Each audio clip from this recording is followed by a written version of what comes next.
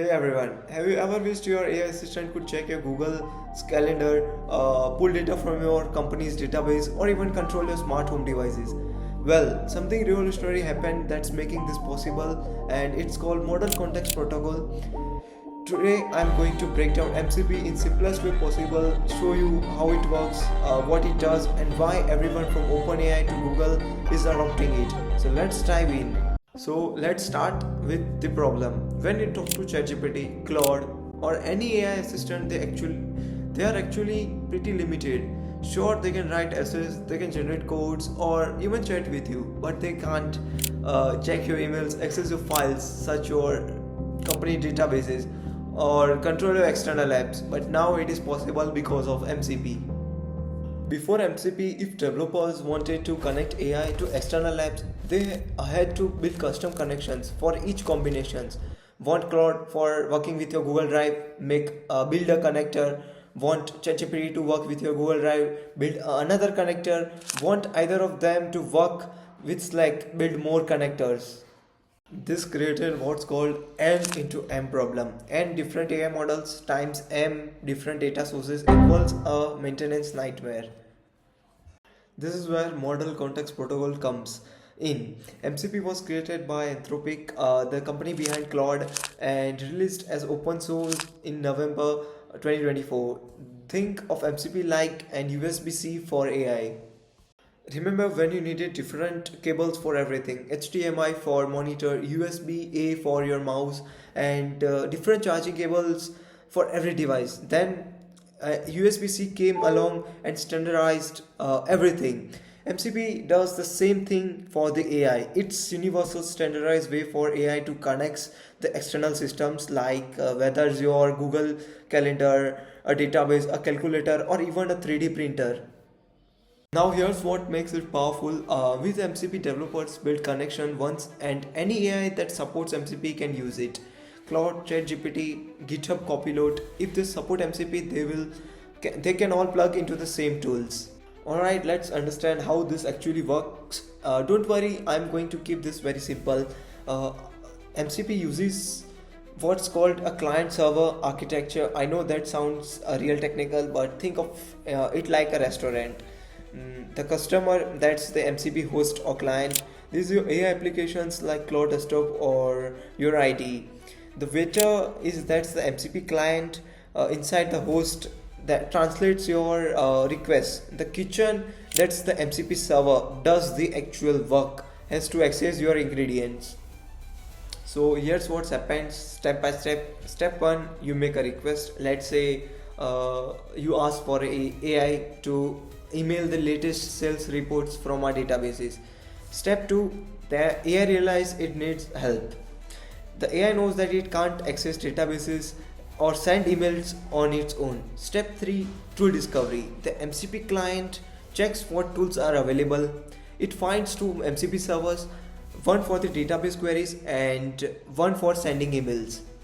Step 4, the AI calls the tools. The AI asks the database server to fetch the sales report. The MCP translates into a secure database query, grabs the data and send it back. Step 5, second action. Now with the report data, the AI calls the email server to send it to you. Yes, it's little funny, but it does it. The step 6 would be confirmation that the AI tells you, done, I have emitted the latest sales reports to you. Beautiful thing, the AI never directly touches your database or email system. Everything goes through the standardized secure MCP protocols.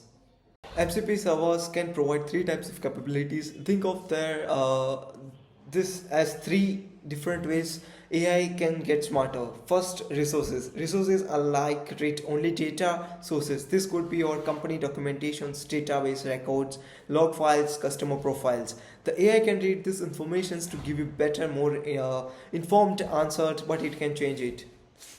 Tools, the toolbox. Tools or toolbox are functions that do things. They can search the web, perform calculations, send emails, create calendar events, and many other things. Third, prompts. Prompts are pre-written instruction templates that help guide the AI to give the consistent responses. So resources give context, tools enable actions, and prompt ensures consistency. Let me give you some real examples of what people are building with MCP. So first example is personal assistant supercharged. AI agents that can access your Google Calendar and Notion at the same time. They can see your schedule, check your plans, check your notes, and actually help you to plan your day intelligently. The second example is code development on steroids. Tools like Claude Code can now take Figma design and generate an entire working web app because it can connect to Figma through MCP servers. Third example is enterprise intelligence. Companies are connecting AI to multiple internal databases. Employees can ask questions like, in a plain English, like what were our Q3 sales in the northern east or southern east or any direction region, and can get instant answers. Fourth example would be creative applications, like people have built MCP servers that let AI create 3D models in Blender and send them directly to the 3D printers from idea to the physical object. And here's the crazy part, there are already hundreds of pre-built MCP servers on GitHub for things like Slack, GitHub, Google Drive, SQL databases, web scraping, file systems, and so much more. And you can check out in GitHub. Now you might be thinking, wait, doesn't ChatGPT already have plugins? What's the difference? Great questions. Let me break down how MCP compares. So first we will compare MCP versus ChatGPT plugins. ChatGPT plugins only work with ChatGPT logged into OpenAI or in the OpenAI servers. MCP work with any AI that implements the protocol. MCP is an open source and community driven. Now let's compare MCP and RAG, augmented generation RAG. RAG is mainly about retrieving the information to improve the responsives. MCP does that but also enables the AI to access the tools or to take actions. MCP is a border systems for interactions, not just for the information's retrieval. Now comparing MCP versus direct API calls. With APIs, you can write a custom code for each integrations. MCP provides a standardized interface that AI can understand automatically. MCP adds security, permissions, and context that APIs don't have built in. Think of it the way that MCP is the evolutions of how AI connects to the world. Now let's talk about how you can build your own MCP server. Just visit this website. After visiting the website, you will see the homepage here of what is MCP, and I have talked everything about MCP in the video before. And do little scroll down and you will see the options of start building, and there are two options in start building: build servers and build clients. And we are building our own server, so we will go for build server option. And after going there, the page will open, and here the exact path, exact step you should follow to make your own MCP server. And don't be confuse yourself by understanding this all. Just follow this step. If you want to make your own MCP server, just follow this all step given in this website by the developer. And here are examples too, like see that he made it get alerts or get forecast or MCP server. So how you can build, so you should know about like core MCP concepts, resources, tools, and prompts, and this also I talked in the video. And the best part is that in this website there are 6 coding language you can build the MCP server. According to you, choose one coding language and start. I'm going with Python, so I touch to the Python. And the knowledge, everything requiring for Python, like downloading Python the latest version, like the Python 3.10 or higher install, and everything like running the commands, running the code, and every code is also given. The best part is also that. And follow this path, follow this everything, and you will build your own MCP server in Cloud AI, and you can use it in your Cloud AI. So this was what how you can build your own MCP server. And you can to debug this guide, building a client, and many other thing you should go. And I have pinned the link in the comment section or in the description, so go and check out this website. Now I know what you are thinking. If AI can access your files, your databases, is that safe? It's excellent question. Security is built into the MCP, but there are important things you should know. The good things, like MCP server can implement permission systems. He will ask you, the MCP server will ask you to access the things and access the data and that all things. You can control exactly what the AI can access. All actions go through the secure protocols. You can add rate limits like logging and checks and many more things. The concerns: security researchers have identified some issues like prompt injection risk. Someone tricks that AI into doing something it shouldn't do it, like accessing the third party apps or unwanted tools to your MCP will can harm your MCP connection, MCP answering system, your AI and many other thing, and even your system too. You are giving the permissions to the unwanted app.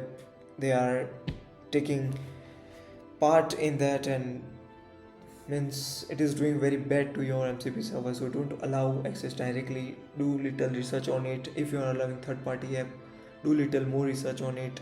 Read the privacy and policy, and after that you can allow it. My opinion, just don't allow it because it is not good for your conversation, and it can get your data, it can take your data too.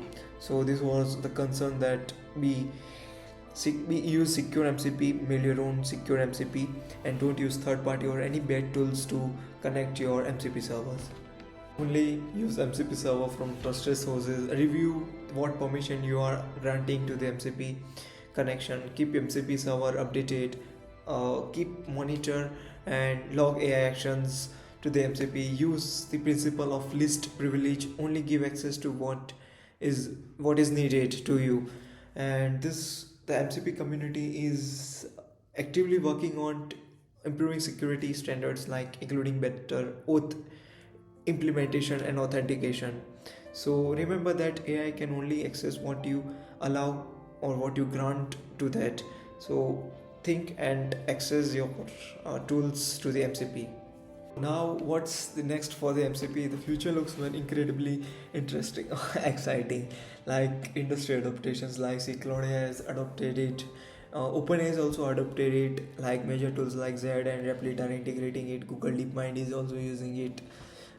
Enterprise platforms like Salesforce are building MCP support for, like I think so, Agentforce. And this was the adoption of industry of MCP. So now let's talk about the upcoming developments of MCPC. Improved in security and authentications, better sessions management for complex workflows, and more standardized server implementations, growth of MCP in marketplace, and many upcoming developments are. So in the end, I will give you the whole summary of this video, and the summary is here. Just take a screenshot and read it, and you will see that every topic on the summary has covered in this video, and it took much more hard work. So just give it a like to this video and subscribe and share it with your friends, developer friends, so they can also learn about MCP and they can also have knowledge on MCP. So that's for today video, and we will meet in the next video. So enjoy, and that's it. So thank you.